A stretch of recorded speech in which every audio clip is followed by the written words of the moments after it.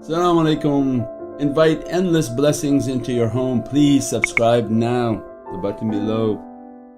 But for tonight we'll recite and read from Ihya Ulumuddin and all tariqas of the 7 nafs.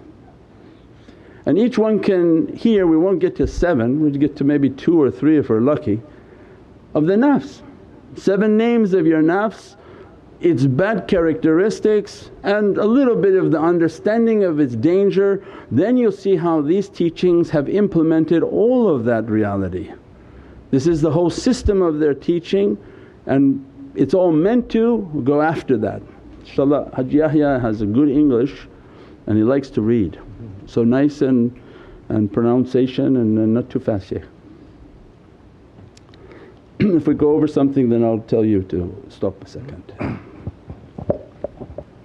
So the first level of the nafs, hello? The nafs amara. Nafs amara. This is the evil self. In this first level of the development of man, the rational self and human conscious have been overtaken by carnal desires.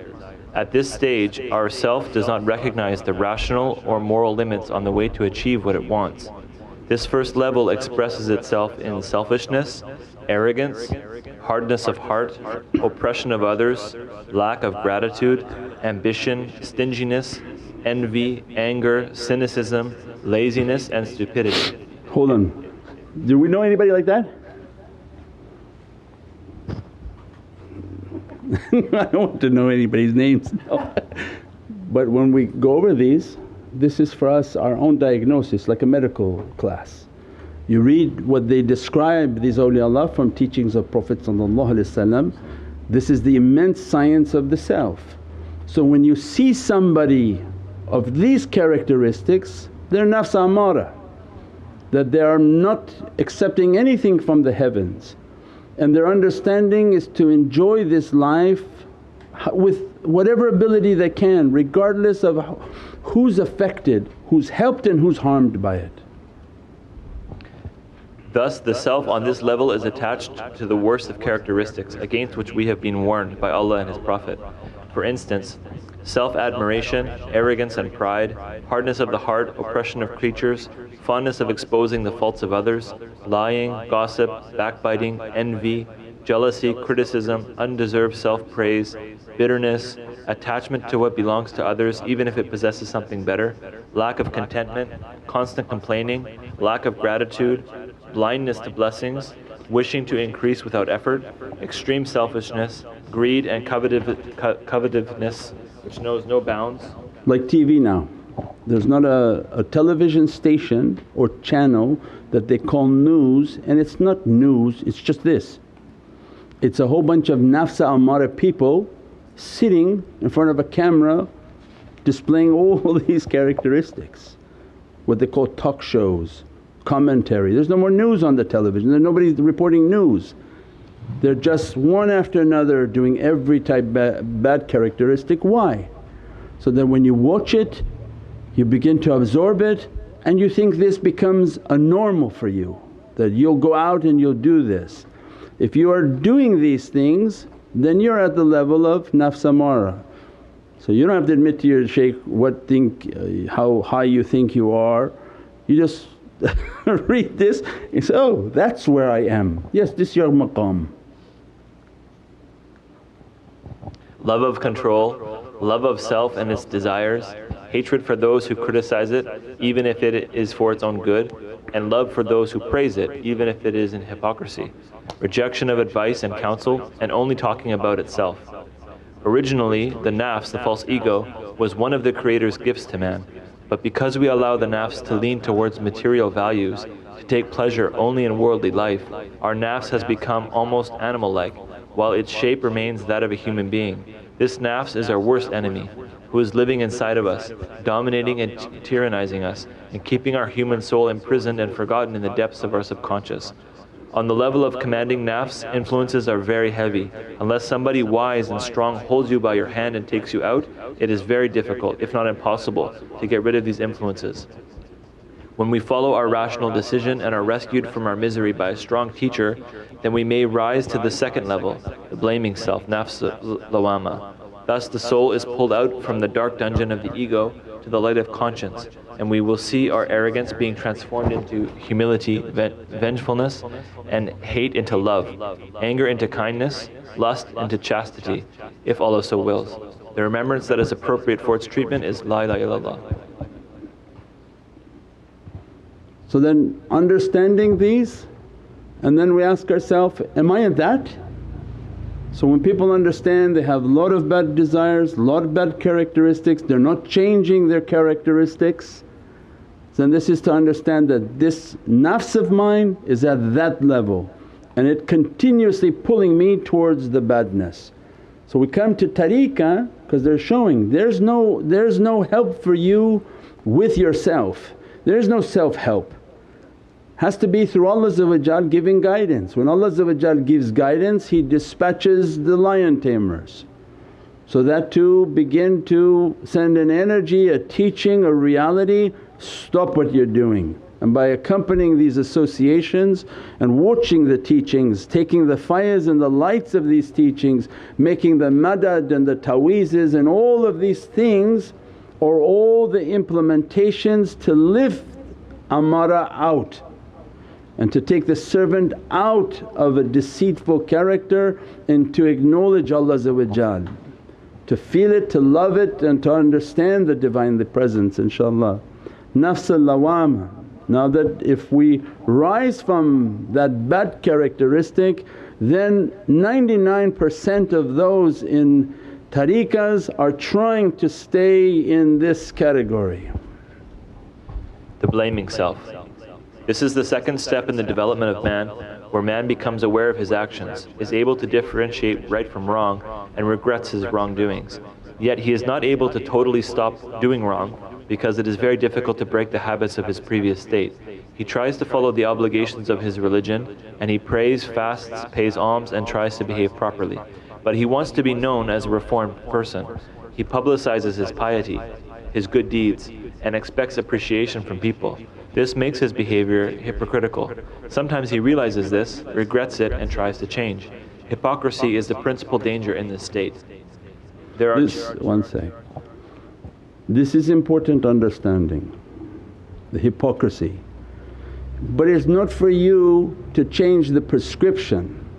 They want you to be and to acknowledge your hypocrisy, not you change it with I'll change my image and do every bad thing. No, they want you to be a long bearded pious looking person being obnoxious and angry with everybody so that you can feel shame. The shaming will stop you from it. So when growing up we grow our beard real quick. As soon as my mom would see Mawlana, she'd say, "Why this guy with this beard he gets so angry?" Every single time. There was not a time she could spare me from humiliation. In front of everybody, 40, 50 people, Mawlana, I have a question, why do they have beard and hat and they're so angry?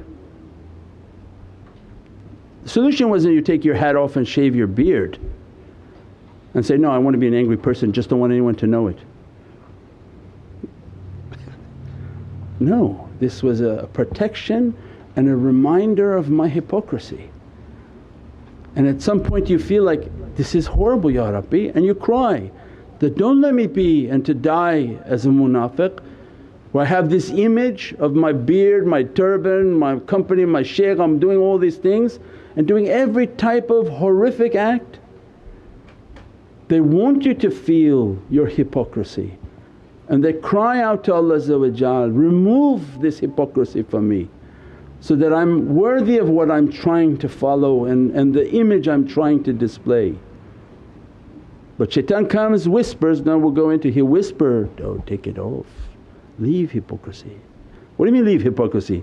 Then you're telling me to be a criminal again, be a robber? No, leave hypocrisy means don't do the bad actions. Not I'm going to continue to do the bad actions but I just don't want to look like a Muhammadan. There are two other grave dangers as well, arrogance and anger.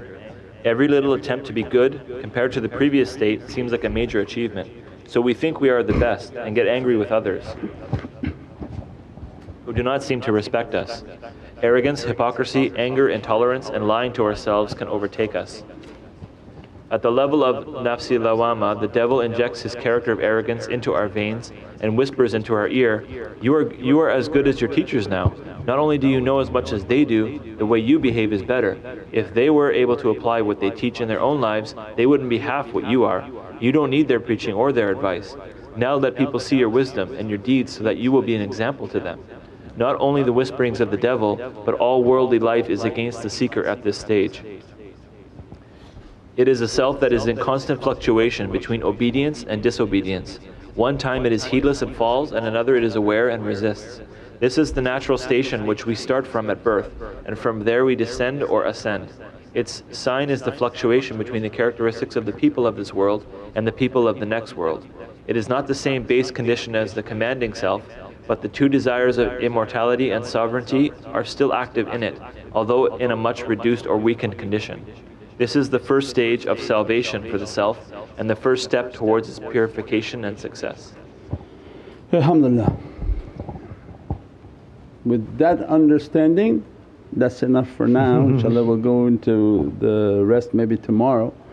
But the importance of understanding the self and thinking that because of the energies, because of the strength of the shaykhs that we reach somewhere. And the reminder is, no, you're taking the fayaz of shaykhs that reach somewhere, but to know yourself is to know your Lord. When you see what category you fit and what the character and the characteristics of the nafs are, then much easier for us to understand and to be humble with the understanding. And its remedy is the presence and strong presence of the shaykh.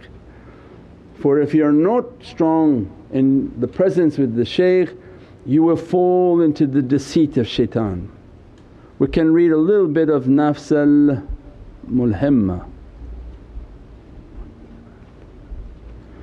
the inspired self, so that when we leave the bad actions and we think that if we are capable of leaving the bad actions and not having arrogance and not having pride, and this arrogance and pride is based on the ocean of hypocrisy. The arrogance and pride of trying to promote and there's nothing there, and you know the badness that you do, and then promote yourself as good. Mulhimma inshaAllah. The inspired self. The balanced or inspired self, the third level, is the state in which the good has begun to predominate in this struggle. The tyranny of egoism has been overcome and a more or less integrated self is attained. The quality awakened here is the renunciation, zuhud, of worldly longings and ambitions, of freedom from the conditions of desire. This state is the aim of most religion and psychology. It is the boundary of conventional ego development. Although it is only the third level of human development in the Sufi system, it is no minor accomplishment. For some it requires a great deal of personal, psychological work and of course the blessings of Allah. This is a stage where the seeker is rewarded for his efforts, persistence and obedience to his highest self and his spiritual teacher. Now he occasionally receives messages from inside of himself, soundless, wordless inspirations which give him direction, encouragement and the strength to continue in his advancement. Yet there are still grave dangers. The devil is capable of imitating divine inspirations. Right here.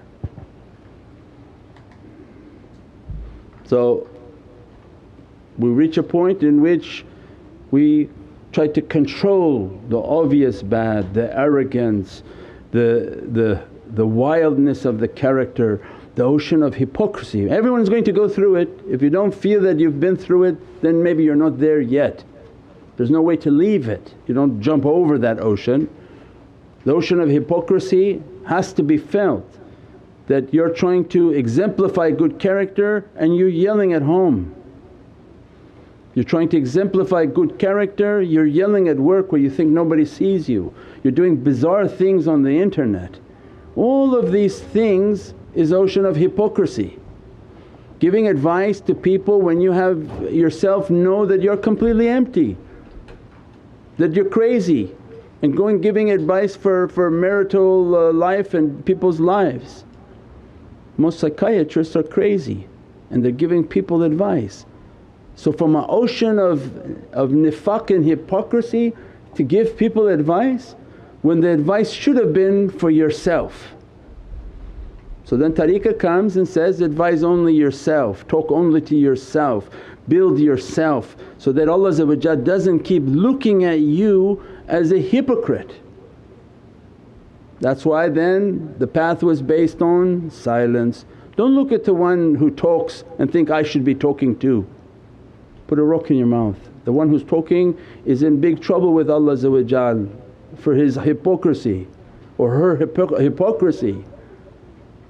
It's not about that. You want to stop the hypocrisy. You're on a path in which to build yourself. Every time you make a mistake, astaghfirullah.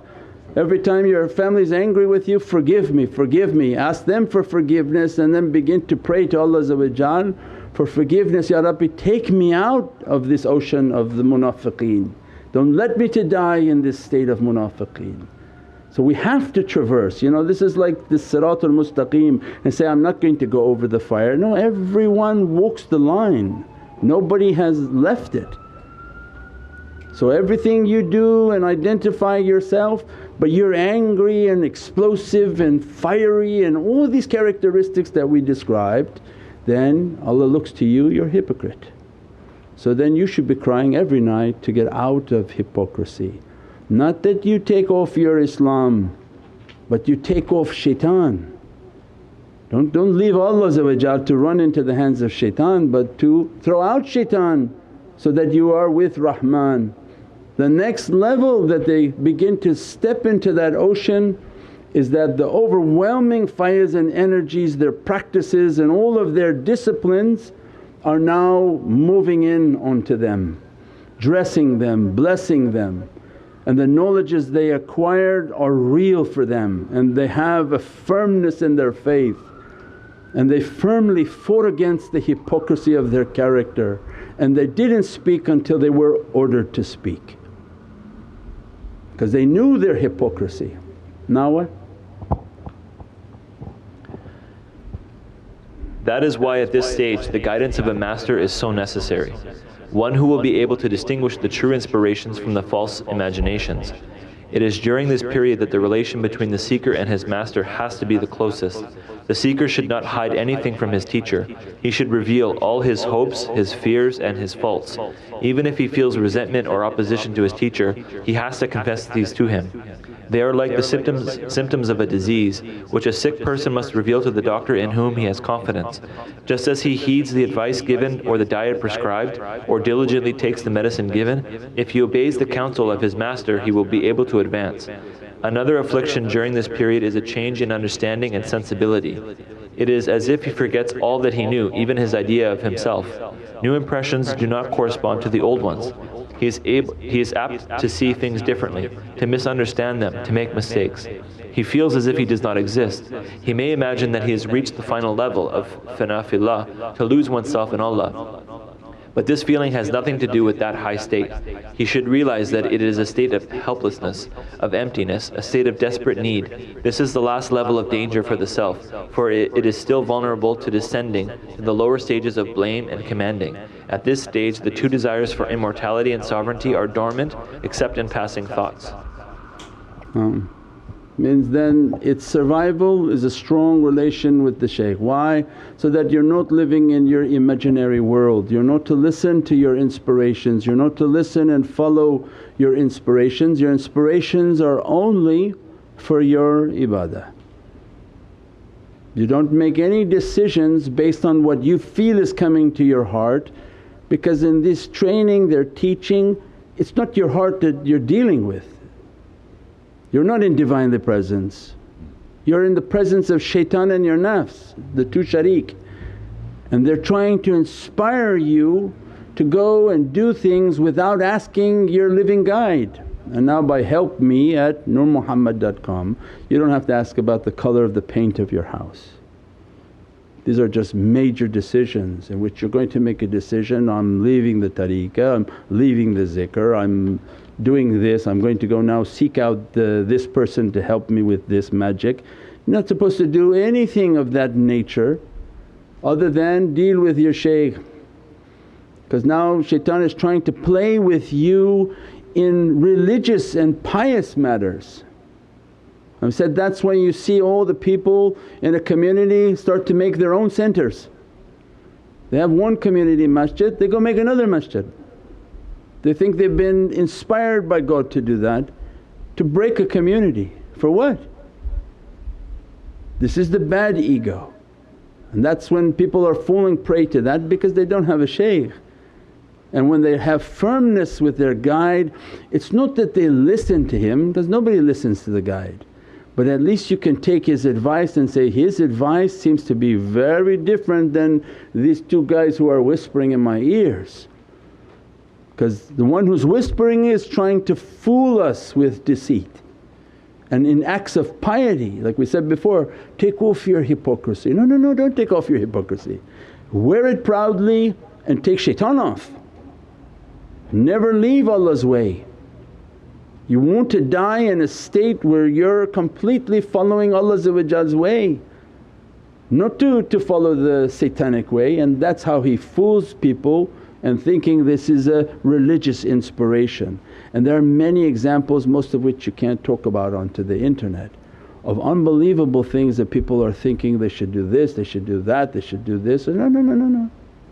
These are just the wild whisperings of the nafs to make the student to fall into a hole and into an ocean of difficulty.